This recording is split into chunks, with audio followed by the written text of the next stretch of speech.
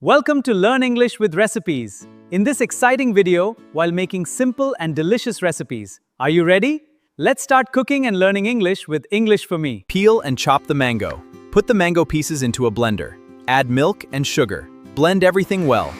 Pour it into a glass.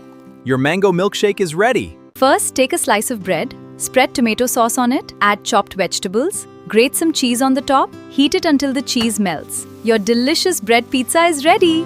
First, boil some water in a pan. Add tea leaves, sugar, and a little ginger. Then add milk. Boil the tea for 2 minutes. Finally, strain and pour it into a cup. Your hot tea is ready. Make a healthy fruit salad. First, wash all the fruits. Peel the banana.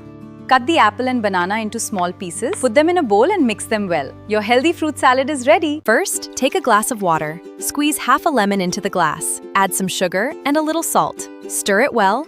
Finally, add some ice cubes.